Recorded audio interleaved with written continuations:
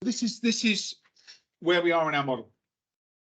So we've got the plan that we've talked about before.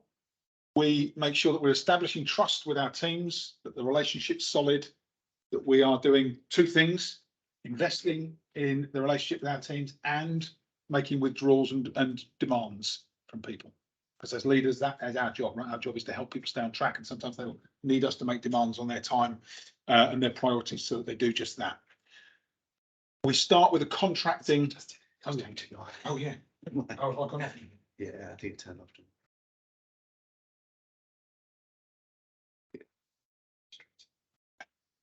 That's what I'm turning it off before you go to the toilet. Oh, yeah. Yeah, Oh, shit. 100%. Yeah. I stopped and I looked in. Not like me waving around in the loo looking for the lights coming. Oh yeah.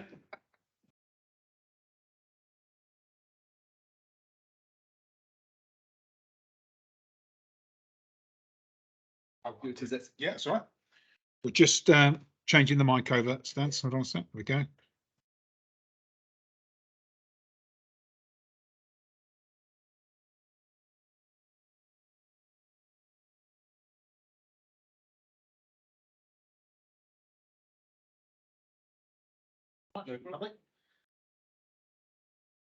Okay, so we're at this part of our model. So we've contracted with our teams. So we've got clear standards and principles of behaviour. We're clear, they're clear. We've got some agreement, and we use that as our frame to kind of keep returning back to. If we start to see people stray, we remind them of the contract we put in place. We've set really clear objectives and goals. They're documented. We're reviewing them regularly. The team are bought in, we're bought in, and there's clarity over what success looks like and how we're going to hit the targets for the business, right? So that they're clear, we're clear, and we're confident, we and they are doing everything we can to meet our numbers and our commitments to the organisation. Once that's in place, we're then making regular time to watch the team in action, to observe them, to sit alongside them while they do what they do best. From that point of action and observation, we talked about, for those of you managing sales teams, we've got this sales field visit planner and objective setter, so that you can sit and be really clear on a coaching structure with the teams. For non-sales positions, we've got our key points of action, key areas of observation. What are the key moments in which we can observe the team doing what they do, so that we can start to get a perspective on their performance that they cannot have. They'll never have the same perspective on their performance as we can, and that's where we move into an opportunity to coach and change. Okay, that's where we are in the cycle. So we'll go through some principles of coaching, then we'll talk about the model. So you can only coach people by questioning, listening, and creating some space. Okay, questioning, listening, and creating some space. And the space is really important, because we really want to get people to a point where they become open to feedback. So they're open-minded, open to feedback, and in particular, open to thinking about where they need to make improvements. A lot of those improvements, when we use a coaching style, come from them. We might be planting seeds, but the improvements come from them. That's the whole idea. And we'll talk about listening and questioning as principles. So some of you might have seen this before, but listening is difficult for us and for our teams, because this is information and data from the International Listening Association. When we speak, when our teams speak, when customers speak, we speak at 125 to 175 words per minute. We listen at 450. So immediately we can listen 3 times the speed at which someone can speak. That's why listening sometimes is difficult for us, because in our heads we're like, just get on there. And you finish already. I'm already a couple of steps ahead. You know, when you know what someone's going to say, you know where it's already going. So that little bit of impatience starts to interrupt your listening. We think at between 2,000 and 3,000 words per minute. So all of a sudden you start to think about the disconnect between your team member, customer, or peer, or boss is talking. You're so far ahead of them, it gets in the way of listening. And so what happens for most people is that you end up only absorbing somewhere between 17 and 25% of what you hear, until you start to retrain yourself to listen more carefully. So this is kind of default mode for most people. Fun fact, number one reason marriages fail, apparently cited in courts, I'm not listened. They're just not listening. So it's interesting. So it plays out in a number of different ways. One of the kind of key components to getting in the way of us listening, as well as that natural difference between the speed at which we listen and the speed at which the brain processes, are the things that happen that are habitual behaviours that get in the way. So this isn't an exhaustive list, but us knowing what's coming, preparing to speak, having an agenda, making some assumptions and presuming things are going to happen. Sometimes, I don't know if this has happened to you, it happens to me more often than I'd like to admit. You know where it's going, so you're like disconnected and think, what is for tea tonight? What will that first glass of wine taste like? Whatever it is, right? Distractions and other stuff going on, your own impatience. When you're sitting there in a conversation with someone and there's emails bouncing in, your boss has already made a demand on you, you've got this report to write, there's all these other things, and you're like, oh, can't we just get on with it, right? Comparing, you're saying this, and yet the other members of the team are just getting on with it, right? So comparing, filtering out stuff, well, that's a load of bollocks. Judging what people say, multitasking, trying to do other stuff at the same time, maybe taking some notes, capturing stuff for yourself, even your self-talk. There's all this stuff that gets in the way. And the thing about these blocks to listening, once you become aware of them, you can start to manage them. So you will find that you have some common blocks to listening. You'll find that there might be some things you need to do to manage yourself in those conversations with team members.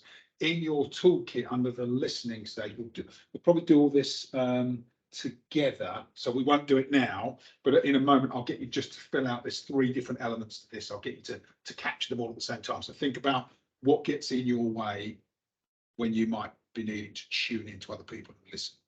Sometimes it's about intent. So blocks to listening and what you need to do about them, we'll come to that in a moment. But there's also this principle of silence and creating silence. But what's interesting is that for a lot of people, we become conditioned to be uncomfortable with silence. So we fill it. Instead of creating silence, we fill it. But recognizing that the reason we do that is because we're uncomfortable helps you to change it. Okay? And it's useful for your teams as well. If your teams are dealing with customers, this reminder that the reason they're filling the silence when they should be creating silence is because they're uncomfortable. Recognize that it's because you're uncomfortable that you do it. So recognize that we're uncomfortable, and then say, right, okay, in terms of managing it, well, that discomfort is just a feeling. So sometimes we have to just manage that discomfort and start to cultivate periods of silence. And it's really interesting, especially when you're coaching your teams. We talk about creating space. We create space through silence.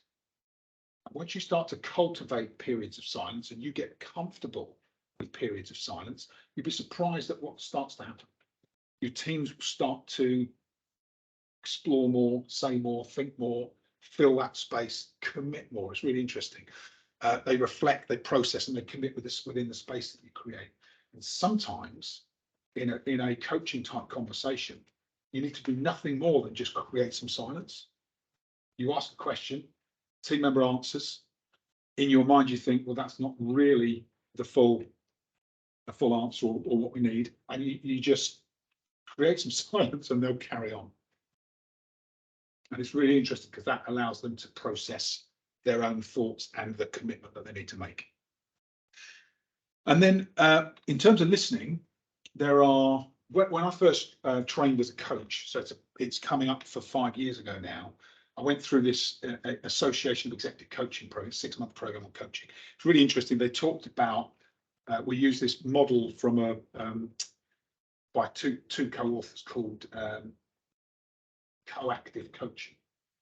Lots of different things. One of the things that was in it was this principle of the 3 levels of listening. And they talk about it in terms of having a coaching conversation with somebody, deepening your listening. And so understanding how it works intellectually is quite useful. So they talk about 3 levels. The first level is this where most of us spend our time, is conversational listening, and it's internal. So we are listening to the other person, but in our minds, we're waiting to say what we've got to say. Right? So normally your own inner voice is commentating, you're giving your opinion, you're sharing stories. It's kind of a bit like a game of table tennis. It goes forwards, backwards, forwards, backwards. Sometimes you might clip the end of what they say. Sometimes they might clip the end of what you say. And deep down, you know that they're not really listening. It's functional, right? And then to go beyond that is to deepen your listening to level 2. Level 2 is what we call focused listening. So it's one way, single direction listening. So this is where you park what you're thinking, you completely focus on the other person, in this context, the team member, and you're only asking questions that are relevant to them or the situation that they are explaining. So you're not making suggestions. You're not giving your opinion, you're not sharing your stories or your experience. You're just asking more questions and listening to what they tell you. So the whole intent is just to listen to what they tell you. You're listening to truly deepen your understanding of their perspective of the situation. Even if it's completely different from your perspective, and very often it will be. But you're listening so that you get complete understanding. That's why they think this. That's where they are with this, right? And your questions or speaking is to clarify or reflect. So you're saying this. Yeah, okay, tell me a bit more about that. And you go deeper, and it's just like all about true understanding without any judgment or without any input. Okay, so that is level 2 focused listening. And what you'll find if you start to practice this from level 1 to level 2, and you stop pitching in, that's what we tend to do. Right? It's human nature. We pitch in. Oh yeah, you say that, but what about this? Oh, you say yeah, but what about? And we stop pitching, and we just start deepening listening. You'd be really surprised what happens. Matt didn't pitch in, so I was just, No, that's good. but it's like that if you're in a difficult conversation, because then it's natural, because you're like almost trying to give your response back Yeah, before the defend yourself. Yeah, yeah. But just in those moments, ask more questions, listen more deeply, stay on their topic. You'd be really surprised at what happens, because you get a depth of understanding that starts to shift your thinking on it, and then your questions get better. We'll go to questioning next, but listening first, then questioning. Do you think men are worse at doing that than women? Well, at least. What controversial question. Well, it's an interesting. You ever read Men Are From Mars, Women Are From Venus? I have, yeah, Yeah. yeah. There is So because men tend to, in a book, they tend to kind of want to try and solve the rather than just listening and taking it on board and processing it, you know, and, Yeah. and like you said, asking questions with regard to that rather than trying to come up with a solution. Yeah. So there must be a sex thing in there as well, I think. there is a difference between the sexes, yeah. But have you ever seen that video, the Australian video about the woman with the nail in the head? No. Well, I'll find it and I'll send you it as a follow-up today. Won't spoil it. Won't spoil it. It's absolutely genius. We've got to see it now. Yeah. I'll find it at lunchtime. We'll play it straight after lunch. Will you remind me? Yeah. Will you remind me? It's just a brilliant video. It's only a couple of minutes long. Mm. We'll look at that, because that kind of depicts this quite well. So focused listening is level 2. And so when I started my coaching course, I was like, right, okay, that reminded me that I need to spend more time in level 2. I need to spend more time intentionally in level 2. And if you've got children in particular, this is quite useful, because there's that parent-child relationship where we constantly give advice, and actually moving to just listening as a parent, as a leader of a team, as a peer, listening, asking questions, listening, and then you'll find that if you go through this cycle where you can listen to the point where that person feels truly heard, then they want to hear what you've got to say. And they become less resistant to it because they've had the chance to really process their thoughts through just being listened to. So it's remarkable. And it is a bit like it's a bit like counselling and therapy. Not until you've kind of unloaded and unburdened yourself that you're ready then to start to take on board suggestions. So we wouldn't go into that depth, you don't want to go to that level, but the principle's the same. So we're just really trying to help give people that space, so that once they've truly processed it and shared it with us, they're then ready and more receptive to our suggestions and experience through the coaching process. Okay. And then the thing that was really interesting for me, and I hadn't realized this, was that there's a level 3 in coaching called global listening. And this is to take it beyond just one way at the other person, but to start to think about what you notice when you truly tune into somebody. So you notice way beyond just what they're saying. You start to notice emotions, you start to notice body language, you notice cues, you notice if someone's authentic or inauthentic. And when your intention is just to listen that deeply and think about getting to this level 3, it really does, you kind of tune into the other person. And you'll do this naturally with like family members, with really close friends, where, you know, where there is no agenda and you genuinely do want to listen. But you can bring that same level of intent to your listening to your teams and to leadership situations through a coaching process. Justin, how do you deal with you noticing the body language and their emotions and everything, and what's coming out of the mouth isn't matching? How do you deal with that? So the way I deal with it is radical transparency. Explain, please. Okay, so- Explain that a little. So let's join everything up. Right, let's go right back to the beginning. First stage of our coaching process is contract. Mhm.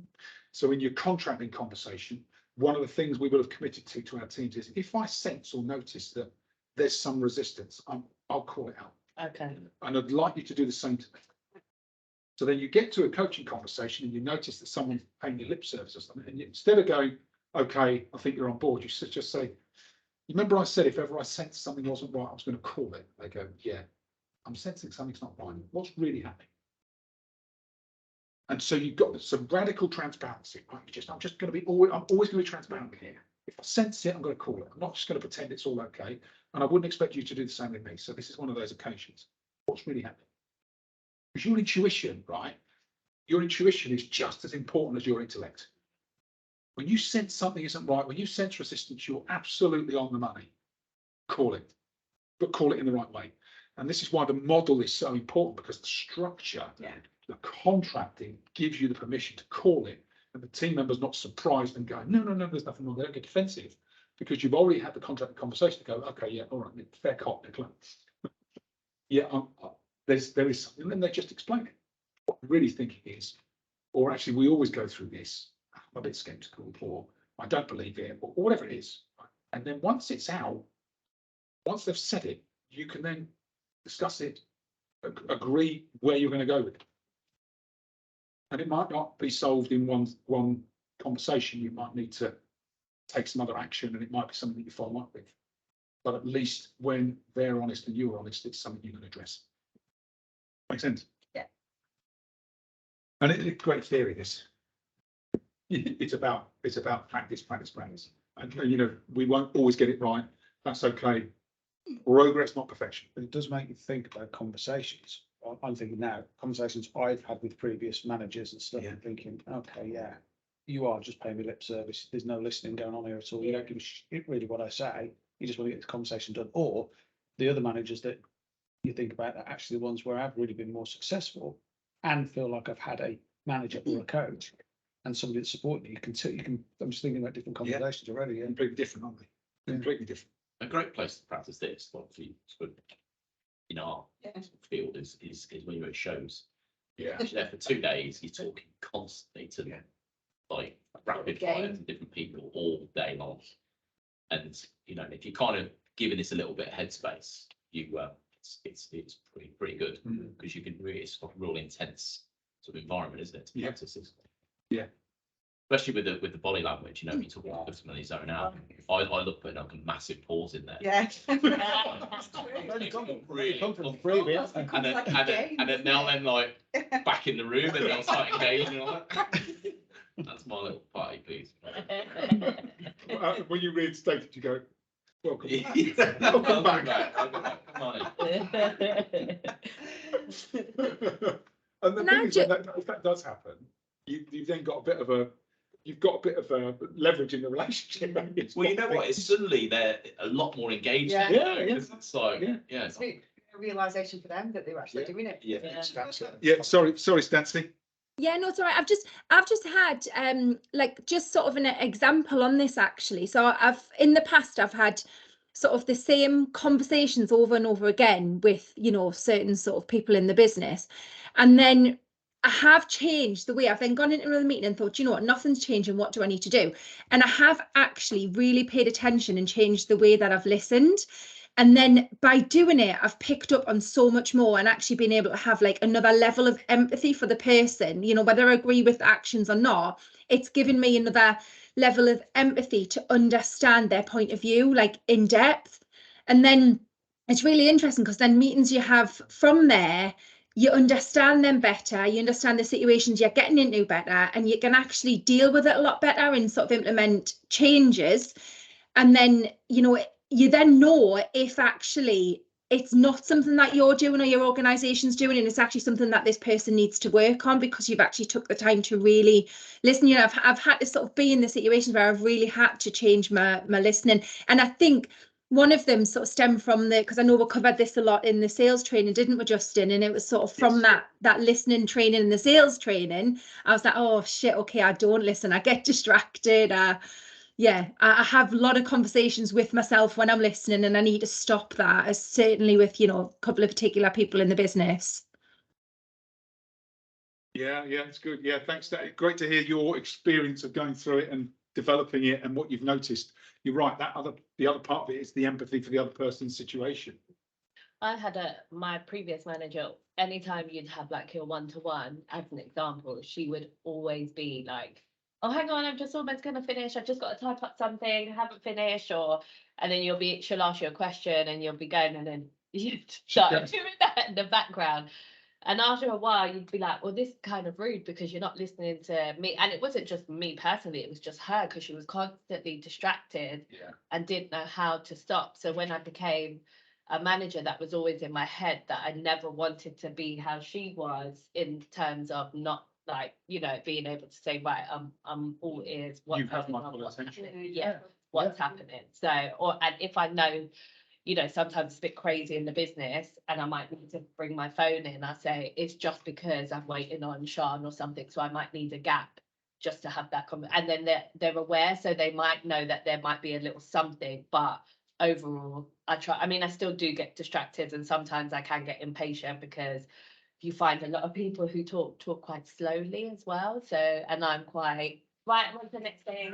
So I sometimes am like willing them to, but then I have to remember not to, you know, get involved, and just it's definitely a learning process. Definitely a learning process. Sometimes it's matches your own body language. Oh, you also get a bit of an edge as well. Yeah. Do you think that? Yeah.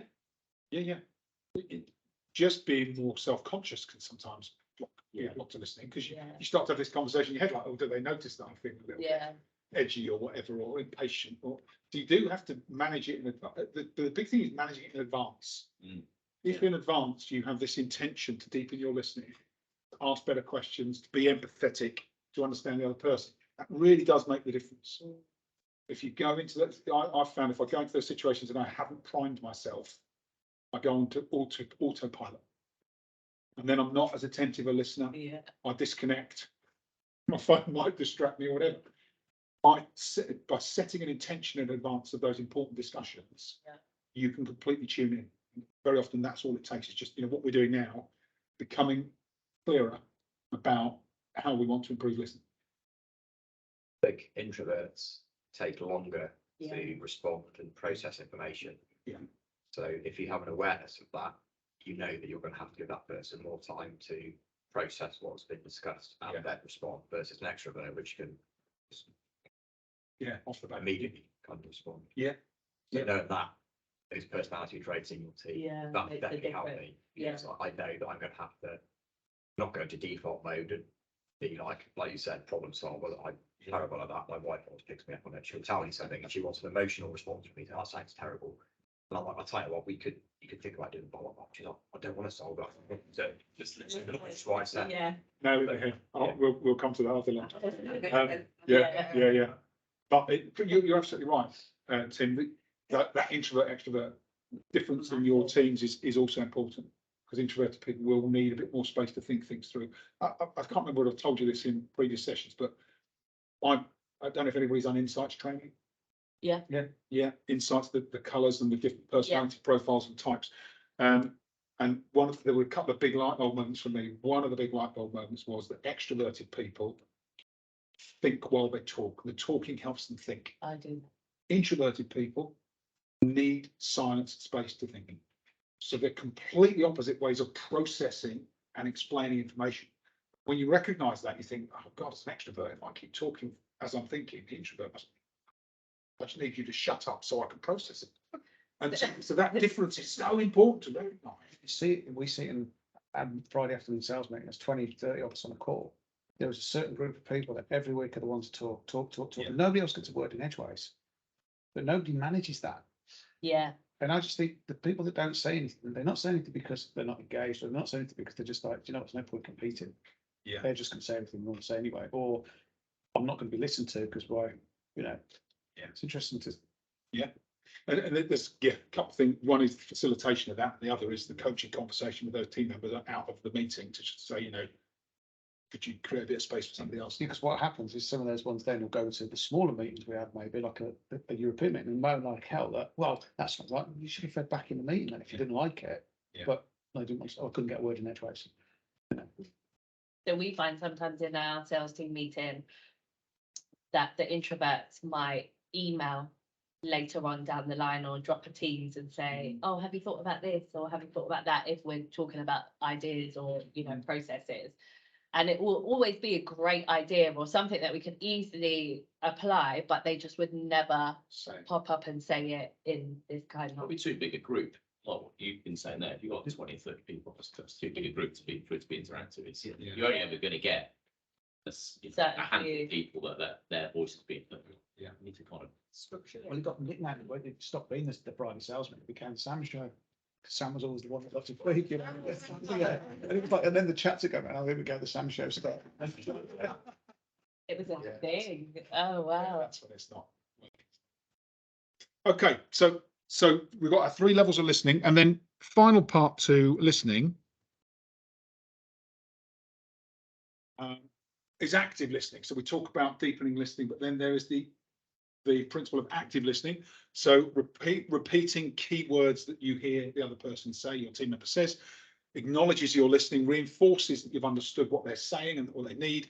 And then at the end, really simple, I'm sure you're doing this anyway, a reminder to do it consistently, just summarize. Or better, get them to summarize.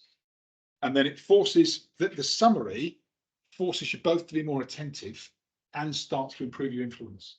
Because the other person then, or you just say, right, let's just, it's been a great conversation today. Let's just summarize what we're going to do, what the actions going forward. That's really powerful because you take all of you disseminate everything that's happened, bring it back to whatever it is, 3 or 4 points. And they go, yeah, we're committed. So active listening, which is kind of that demonstrating listening and then summarizing at the end. So if you need to, just a couple of minutes in your toolkits under the listening tab, you've got the 3 levels of listening, you've got blocks to listening, you've got active listening, and then summarizing and checking. Just for you, what it is you need to capture that just helps you to remember the importance of listening. Okay. So whatever that is for you.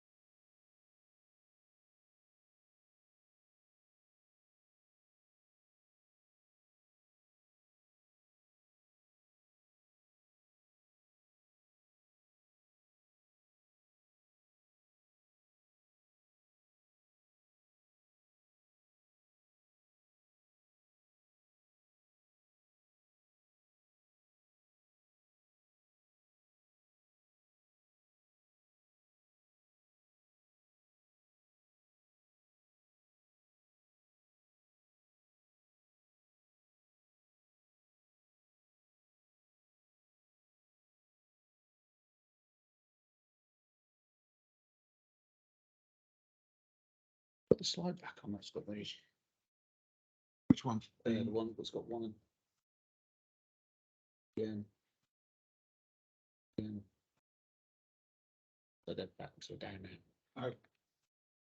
Again. Again, that's it.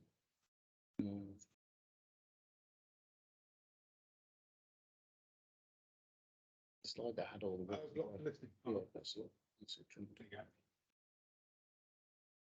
All of the above, isn't it? Well, I'm looking, I'm like, going, I need to change all of them. Depending on the situation, yeah.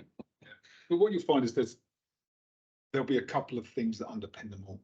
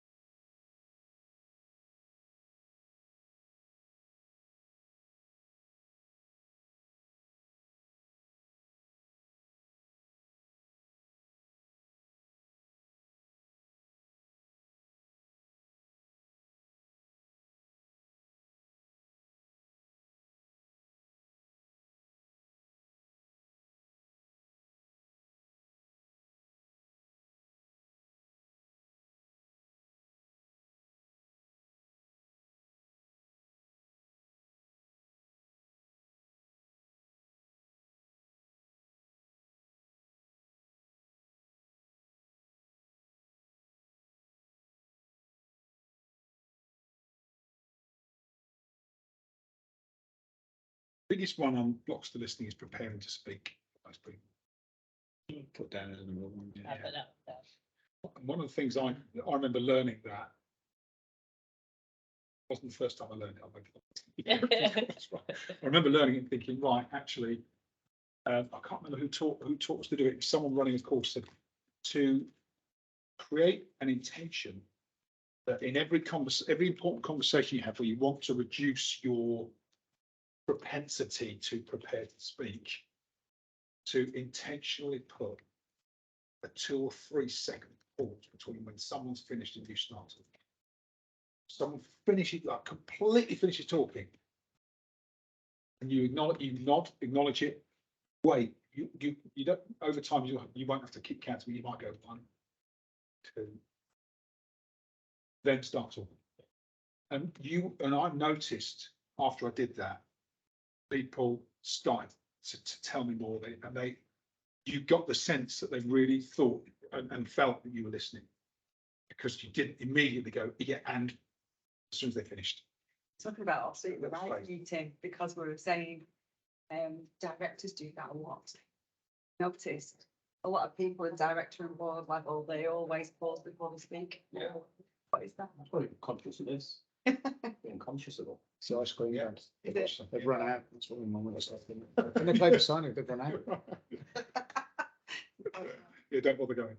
I went to a talk a couple of months back, just before Christmas, and this guy was talking, and it was like a panel conversation, and his talk was literally the best of the day, because he put in these long pauses, and what he was saying landed just perfectly to everyone, that when he started talking again, we were so intrigued and involved and ready for the next thing, that when he paused again, I think we really was able to soak it in. He was a brilliant speaker, very good speaker, and everyone came, sometimes you might, like today, for example, you'll get different things out of what Justin says, but I felt like when we all came out, we all got the same thing. It was the same topic, because we were so totally engaged. So I think the pauses, I'm not good at silence, so but the pauses are really powerful. I think they're very powerful. When we were talking at the start, we've got quite different personalities, and you've done a lot more like listen, take on board, then you fed back, and then you said you're starting to see the difference in your team members now, because they're kind of building that respect and stuff, whereas I sometimes I'm a bit too, I'm sometimes a bit too much like that, and that's what I've captured from today more than anything, is that I haven't put it in practice yet, obviously, but It's like we're here. We had a call yesterday, right, with some of our French team, and we got on call. Three of us from it, and the guy that was doing it, like, just waffling. And we haven't had a contract that I can kind of, go look at that. And but I could feel myself getting really irritated. Yeah. Because he just wasn't getting to the point, and he was kind of sort of put off our bit of the meeting, going, "Oh, we'll just do another one." And I was just feeling myself getting really irritating. In the end, I stopped it. I was like, I literally don't, like, with all due respect, I'm not trying to be rude. I don't know what you're talking about. I didn't. I didn't know what the meeting was about. Where? And but it was one of those ones, where sort of knowing how to handle that really. It's like, would you just let it kind of go on and on and on and on? Would you kind of just Stop it there. politely? If you're thinking other people think. Of course. Oh, well, it would, yeah. So then accept it, but and I've got a terrible thing like people can always tell how I'm space. Yeah. And I think I'm like really hiding it really well. And Marianne was like, could see it all over. Really got to work on that. It might be a bit of an asshole, but it's so you're going to get situations like that, I suppose, as well, aren't you, where you're talking to somebody not kind of getting to the point, or So how do you handle that situation? So that, I guess, it's in a meeting like that. Go right back to contracting. Yeah. Which is to have clear expectations of interactions like. So to say, whether it's meeting etiquette or I can't remember which, there was someone, I think it might be Jack Welsh, who refused to attend a meeting if there wasn't clear objective, clear structure to the meeting, an outcome that we're trying to achieve, and an explanation of why it's relevant. If you couldn't give him those 4 things in advance of the meeting, he didn't show.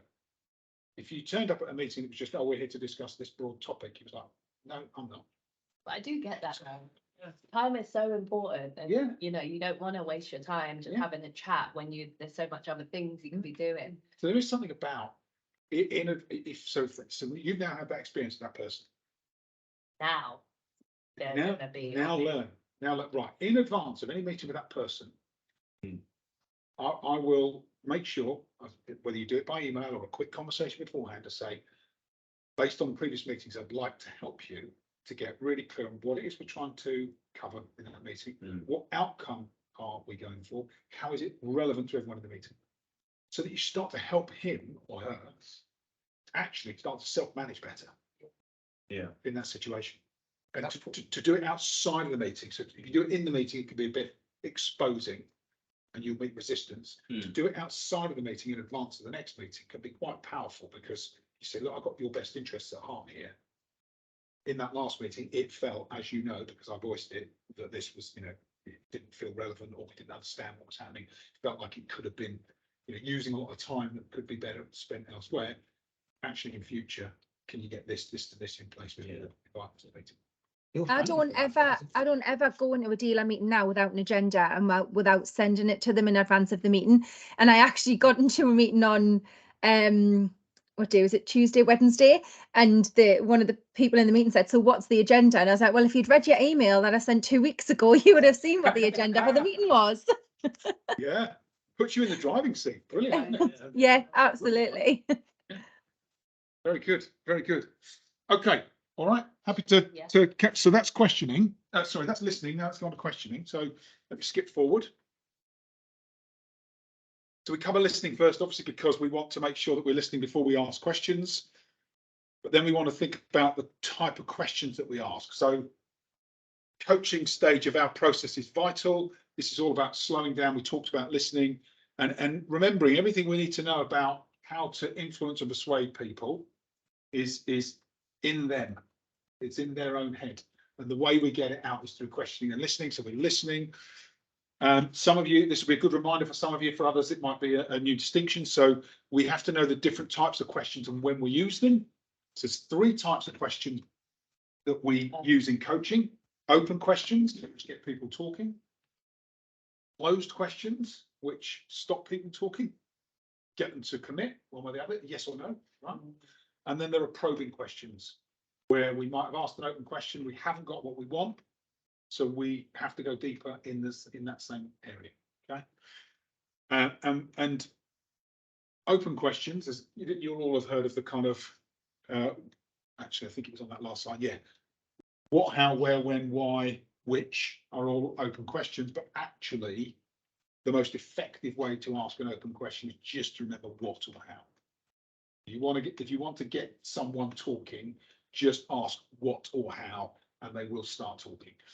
I always ask the why question with caution, because most of us are kind of hardwired to be defensive in the face of a why question. So if you're having a conversation with your team and you say, why did you do that?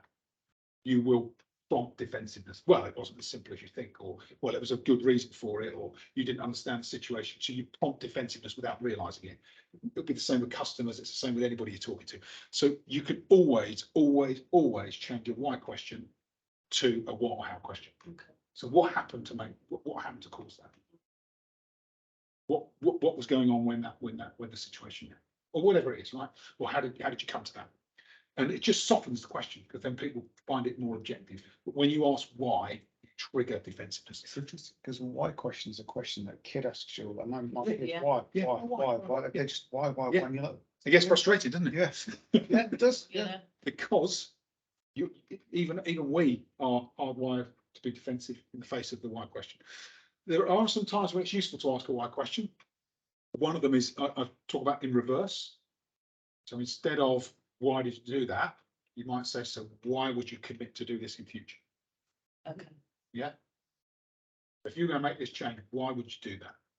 So if you want to mobilize someone into the right direction, you ask a why question. What you wouldn't do is ask a why question when you want to get some information from them, because the defenses come up. The other is to unlock passion or motivation. So why is this so important to you? In a good, why is this so important? Why is hitting your number this year so important? And then they'll tell you. So you use it kind of quite forensically with your teams, and in a way that you know is going to be positive for you and for them. But otherwise, stick with what or how, because really powerful way to just get people talking. And then probing. So you say to somebody, you ask a what or how question. What's in your plan this year? Oh, well, same as last year. Like, okay. So then you probe, right? Okay, so it's great that you're going to do the same as last year, but what else are you going to do to build on last year? Or tell me more about the plan that worked last year. Then tell me a bit more about what else you're thinking. And then whatever happens, you just keep out you can to probe, just literally ask, well, so what else are you thinking? Tell me more about that. So what else are you thinking? Tell me more about that. And it literally becomes like this really simple way to just keep probing, so that your team member doesn't drift off track or just give you superficial answers. You just say, that's great, great, you feel confident about doing the same this year that you did last year, but what else is it? Tell me a bit more about that plan then. And it just helps you, this arms you with questions that just allow you to go deeper into the topic with your person. And then sometimes you get that, right? And I'll always remember the very first coaching course I ever went on, and I was and they were like, how do you handle I don't know then? And they said there's a couple of ways to do it. First thing you do when someone says I don't know, you say it's okay that you don't know, because the mind then goes, oh, you get this like short relief, and then you say it's okay that you don't know, but if you did know, what do you think the answer? You'd be really surprised at how effective that is. And if the first response is, well, I just told you I don't know, say no, as I said, it's okay that you don't know. For a moment, park that you don't know. If you did know, or if you knew someone that did know, what do you think the answer is? It's the mindset thing again. Yeah, it's also your mindset to not answer the question. Yeah. But also Not give them the shortcut. Yeah. as well as, if you don't know, who will know? Yeah. How do we get that information? Yeah. And assuming that there's no wrong answers, even though you don't know for sure, if you had to guess at it, what do you think? You see what I mean? Yeah. The difference is normally you go, oh, for God's sake, it's this. Because you kind of, a lot of time you kind of have an inkling, or you know that what you would answer.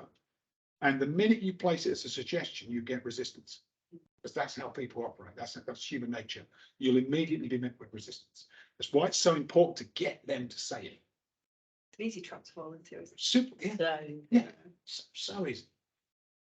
But to just keep going back to as a coaching approach, just keep going back to, right, this has to come. Change comes from the inside out. Remember we said that, I'm thinking the first session and one of the last, one of the previous sessions. Change comes from the inside out. So the way to get people to change from the inside out is to coach. When they say, I don't know, or you get a little bit of resistance, recognize it for what it is. It's a bit of resistance, no problem. Rather than meet that resistance with suggestions and direction, I'm going to keep coaching. And you'll draw it from people. And remember, this isn't just important in the short term, it's important in the long term. Because if someone thinks every time they say, I don't know, you'll give them the answer, they'll keep saying, I don't know. Someone thinks every time I say, I don't know, you say, it's okay that you don't know. But if you did know, or they push you or they press you for an answer, you start to think, they're not just taking my bullshit, smoke screen every time. I'm going to have to actually tune in. And you set a different expectation in the conversation, and people start to think for themselves. And you'll be surprised that over time, your teams will start to think for themselves more and more and more. And it really does help in that shift from you having to have all the bloody answers all the time to them actually accepting responsibility for contributing and starting to think differently, coming up with some ideas, spreads the load. they become more solution based. Yeah, they do. Much more. They do. But it won't do it without your prompting. And this is such a common situation, especially if you've got longer serving members of your team who throw this up as a, well, tried a lot of stuff, so I just don't know. It's okay, but you don't know. Don't give me answers. If you did know, or if you had to have a stab at it, and you will have to manage yourself through this as well. It's really tempting to just go, stop being resistant. Yeah, you know the exactly. bloody answer. Yeah. You could at least come up with something. I've got time for this. Well, what do you mean you don't know? Well, I don't know. I haven't got this. I haven't got time for this short term. So then you create this time lag for yourself in the future where you're constantly having to give them the answers. So you've always got time for this. Yeah. We've got time to figure this We've out. got to work on that impatience. Something I've really learned today. I haven't got time. You said it in unison. Yeah. God, I need to be part of your team. The thing is, starts with mouthing it. Oh, dear. So managing ourselves, or even when you're met with the skeptic, the cynic, just go back to first principles. Right, I'm going to coach them down. Because if you get through that first, that initial hurdle, you get over that hump, everything improves. Because they get used to it. I can't just keep giving Justin the same bullshit story because he always exposes me on it. He does it in a way that's respectful, does it in a way that's coaching led, does it in a way that helps me to come to my own answers. But I've now accepted I can't keep putting up smoke screens. Phenomenally powerful. Phenomenally powerful. Okay. And then we go models, right? So that's questioning principles. We'll look at models, then we'll go for lunch, and then we'll start with some practice after lunch. So questioning and listening. Role model, I said it's the gold standard. It was originally in the book Coaching for Performance by Sir John Whitmore. And that was where it kind of hit sports, it hit business, it hit lots of different elements. The whole idea is you park yourself, you focus on the other person, the team member only. You make sure that you've got rapport, relationship, and trust is built. So you can't really coach people without rapport, the relationship, and trust. People won't give you the truth. They won't give you their authentic answers. You've got to slow down and create some space. We want the other person to start to expand their thinking, right? So there's this, when people get stressed, they go into fight, flight, or freeze mode. What we want to do in coaching is the exact opposite. So when people feel calm, secure, and they've got some space to explore thinking, what happens is the prefrontal cortex gets engaged, the thinking part of the brain, and they could just come up with much more ideas, many more ideas, and creative kind of innovation. They only do it if the prefrontal cortex is engaged. That only engages when there is a very, very low stress. So we want to create low stress for people. And sometimes that might mean you need to spend 5 or 10 minutes with rapport, relationships, establishing contracting, checking in, just making sure that everything's okay, so that you sense actually they're bought in. They're bought in, they're relaxed. We can have the right conversation. And then, of course, it's all about questioning, listening, and when you've got all of this in place, you can challenge in a positive way. So people will accept the challenge when all the structure's in place. And we trust intuition and experience to guide our questioning.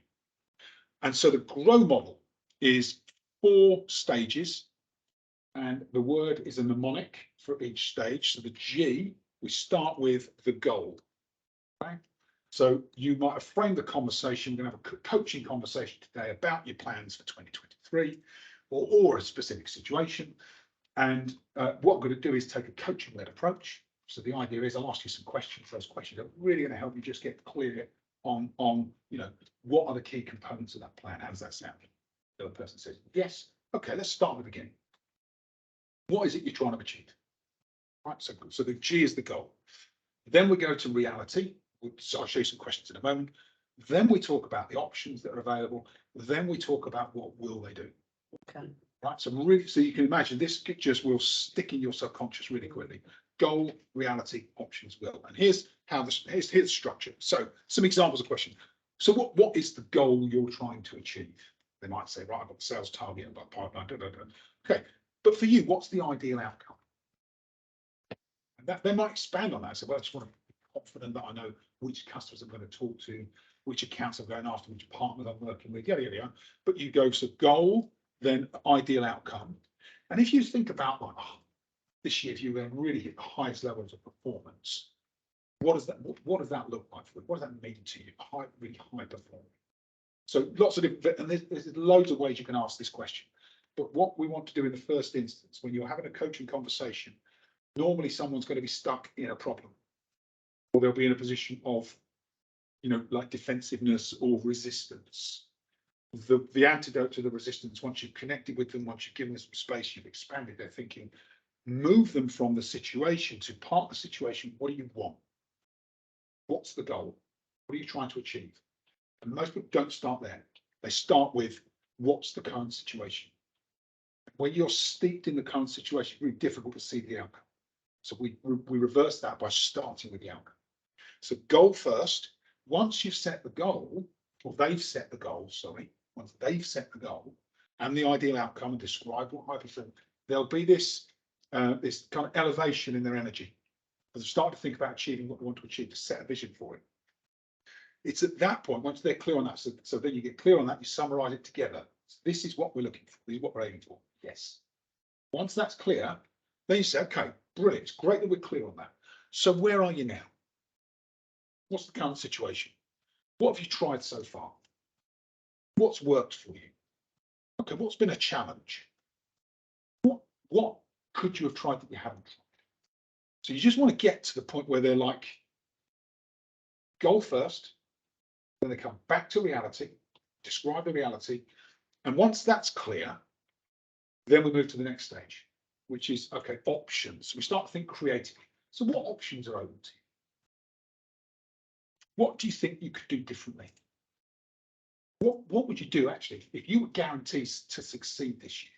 If you absolutely knew you'd nailed it, what do you think? How would that change the way you operate? What would you do differently if you knew you were guaranteed to succeed? What do you think a high performer would do? Like, so whoever you're talking to, it was like number one in the company. What do you think they would do? Number one in the marketplace. What do you think they would do? And all of a sudden, people start to shift their thinking, because like you could say, if you had it's a bit of an age-old question. If you had a magic wand, what would you do? There was years ago, there was this article about Virgin Atlantic, and they went through a similar exercise, and they were like the option stage. They asked a number of people in their organisation, "What's one idea that would get you fired?" Well, they came up with all sorts of stuff, and the thing that one of the big ideas was, to bring like escorts onto the flight of first class people. So you come on with an escort, male or female, right? So they weren't discriminatory. And then of course that would get you fired, right? Yeah. So that went from there to actually we'll offer some like massage services in first class. Probably never would have got to that without the idea of escorts. So sometimes you have to stretch the thinking to come back a stage to something that will work. Yeah. And that's the whole idea of the options. Do that, don't you? They were doing that. So, Taking escorts and prostitutes to their Christmas parties, even when they were married and everything. And that was acceptable. Yeah, I mean, how bad's that? that's a values problem. That is. Oh, serious. That's a values problem. But we're not endorsing that. We're not condoning that in any way, shape or form. But you see the point. So the options is really about getting people to think differently. You want to disturb their thinking, get them to think beyond where they're thinking today. And that allows you to then come back to so the final stage. Okay, so you've got all these different options, got some great creative ideas over here that in the future might play out. But actually, when you think about it, now that you've had this chance to create some ideas, think a bit more laterally and innovatively, what will you do? And what do you think you could do out of that list of stuff you just came up with? What is most realistic for you?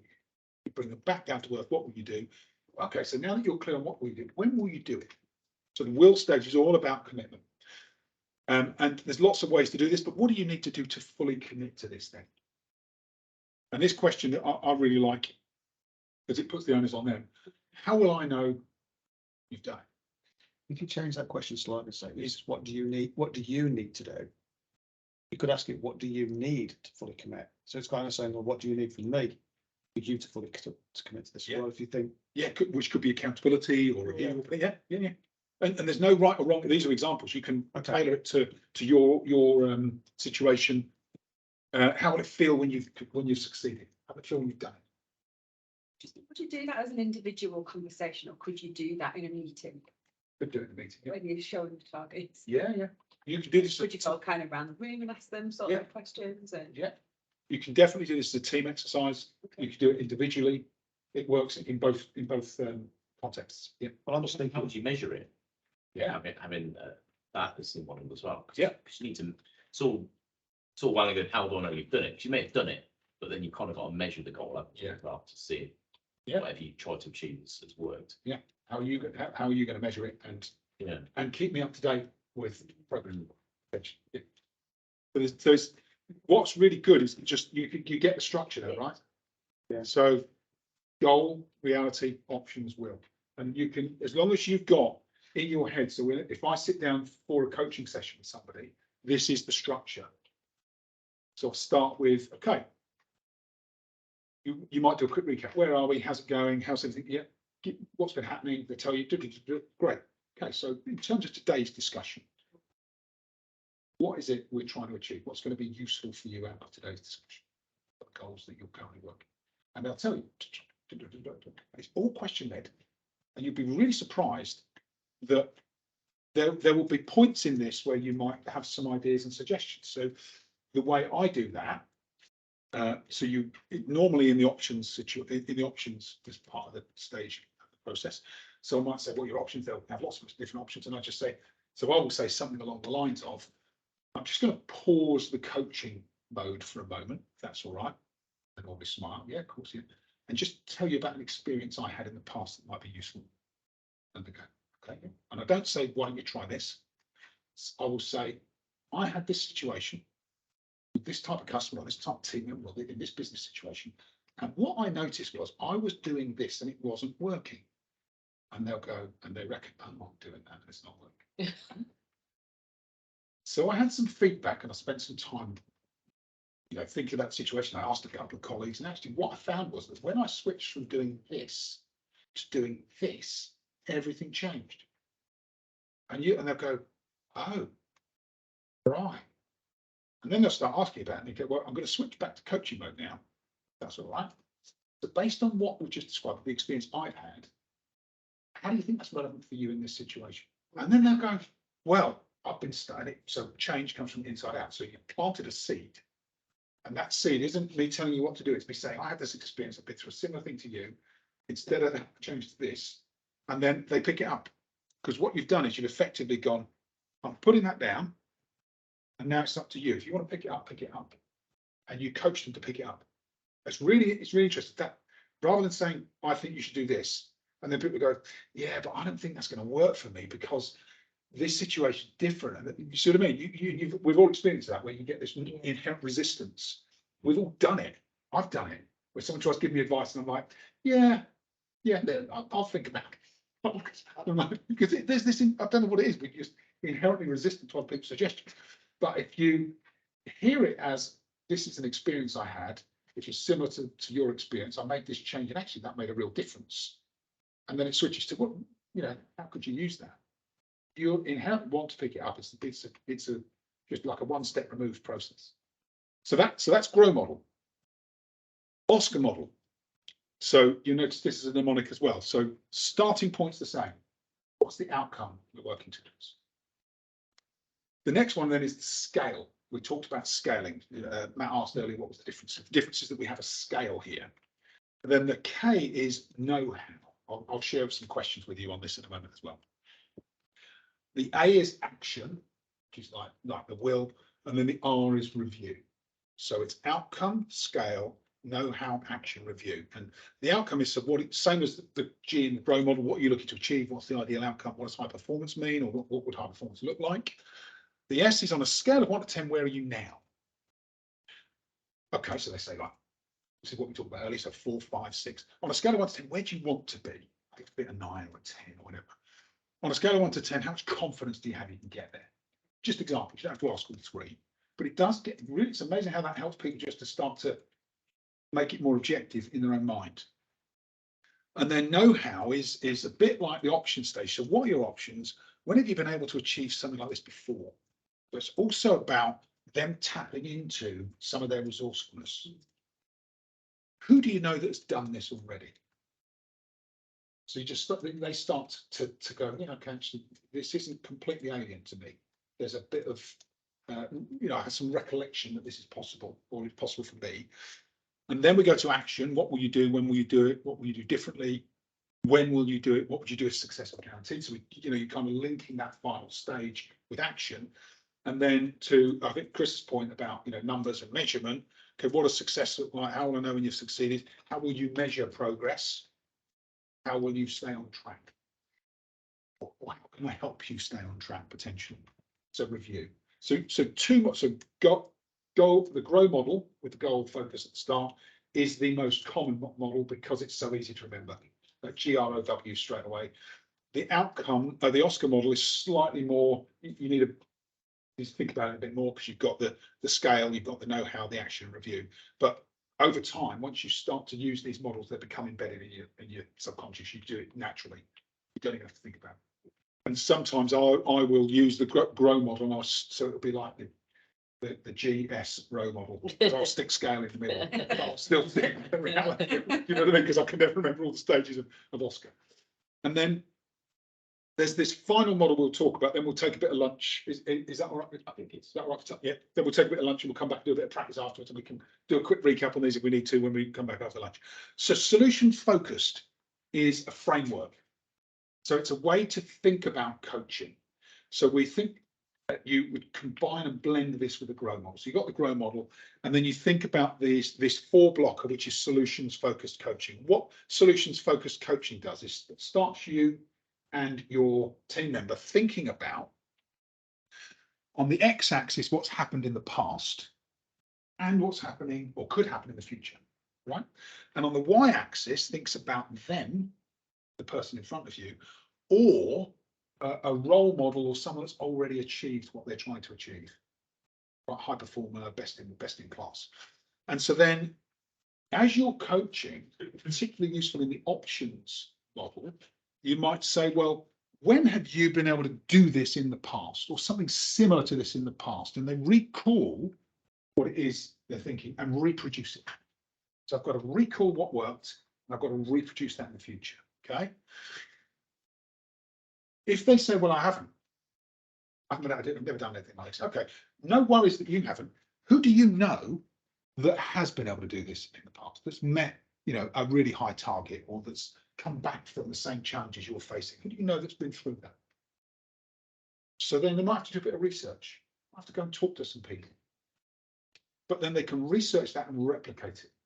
So the idea is I find out someone that's done it already and I just ask for some advice, find a mentor, and I replicate that success. Right?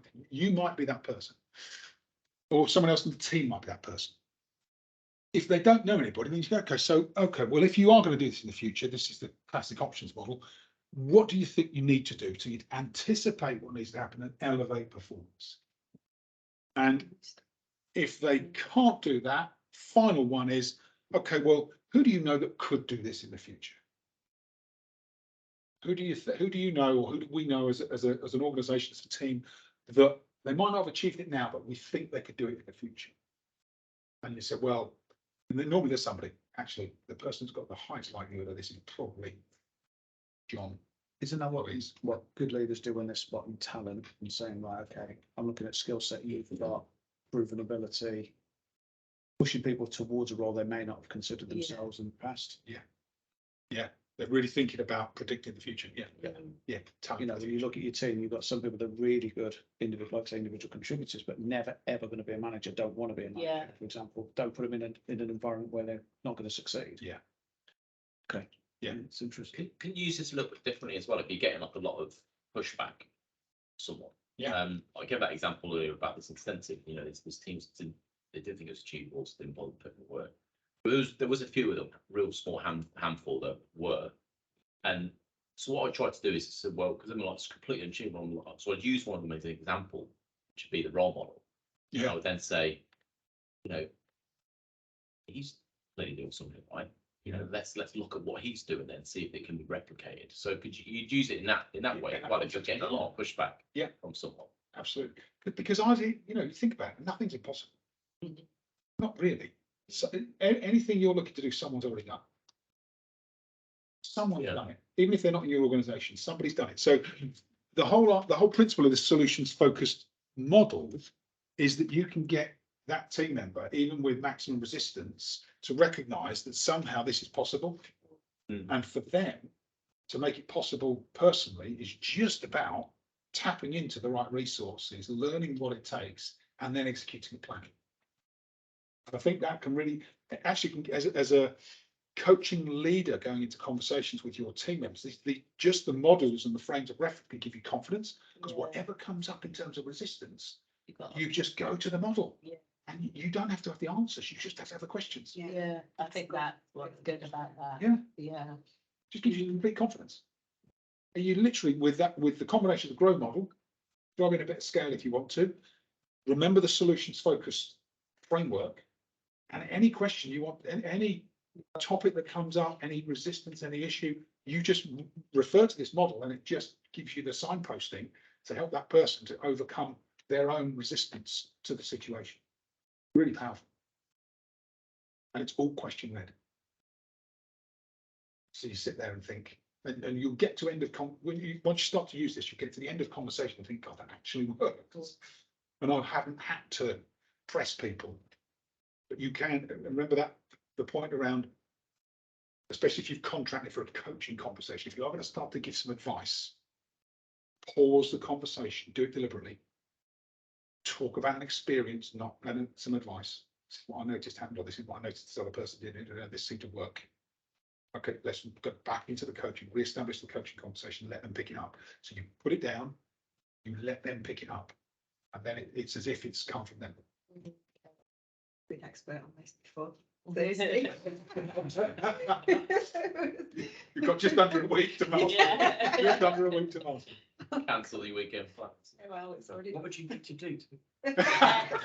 Well, so maybe Nicola, that's what you have your coaching conversations about. Is it maybe you get them to coach you? You need to get prepared. You might be the wrong partners. I've got faith in you. Maybe you need to coach Matt on what he needs to do to get you to do that. So you go first. It's all making sense then. Yeah. Absolutely. It's like anything. Right? It's like anything. You remember when you first went into your role as whatever it is you're doing, right? Influencing people, having conversations, leading teams, having conversations with customers. You had to learn how to get that other person to say yes to stuff. You have to go through a sales process, or you go through your different communication process. It's exactly the same. You're now going to retrain yourself to take a coaching approach. And as with all of the different things you've learned in the past, this will, once you practice it, this will start to become natural, and it will be a skill that will reward you and your teams over and over and over again.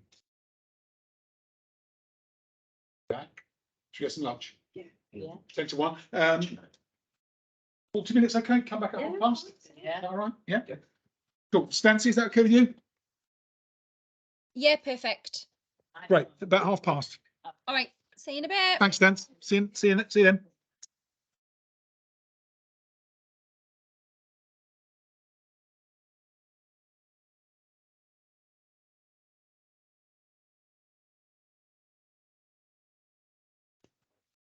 I was just thinking that I'm going to do the PowerPoint presentation in my notes. Right, just help yourself. And my listening skills, I mean, when Justin's been talking, I'm thinking, How do I how's that? do this?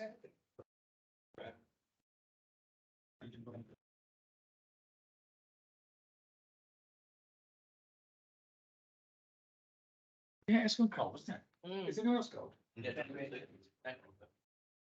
I'm normally I'm hot, so I don't normally feel that. Especially when I'm on the feet.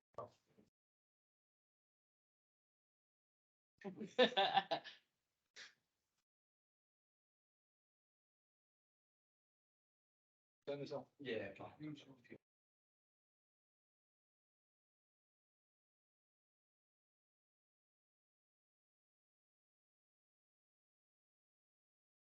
Eliminations.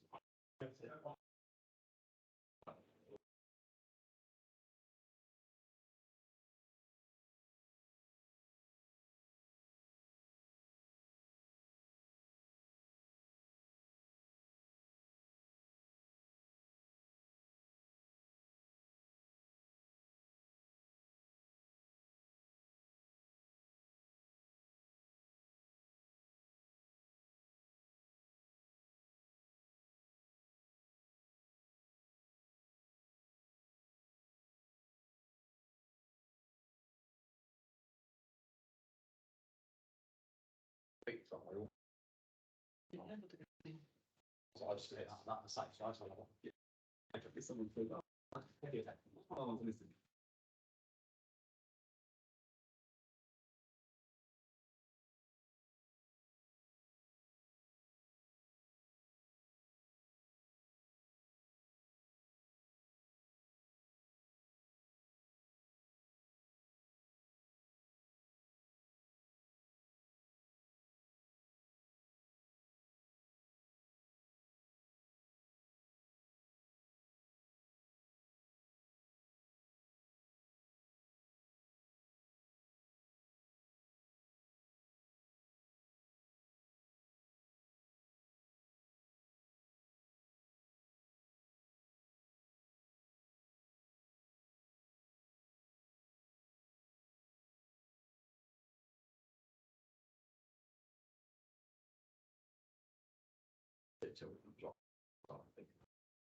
I've been thinking about that all morning.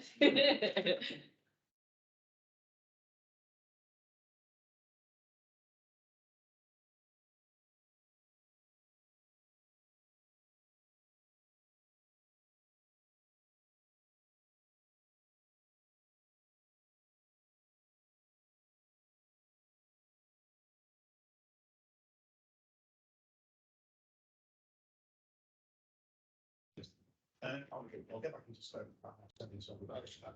The drive to lead. Yeah, I can say anybody in it. Back on it, I'll push it.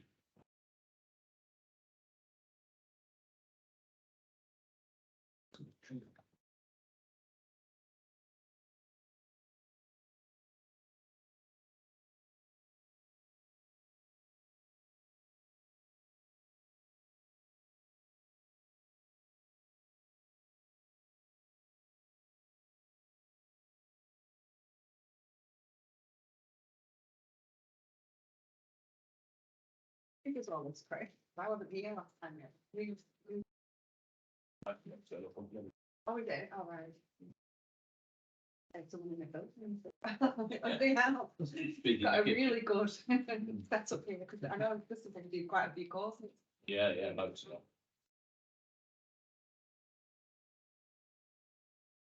Great, so Good. It's good. yeah. How often do you? Yeah, Marianne.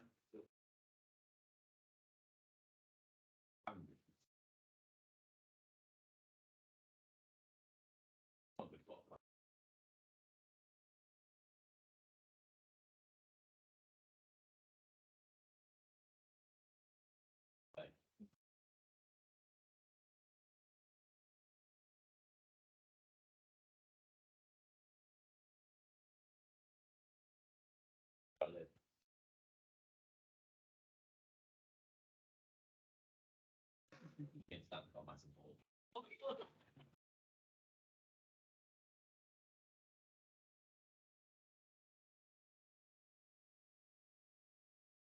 Marianne's off today.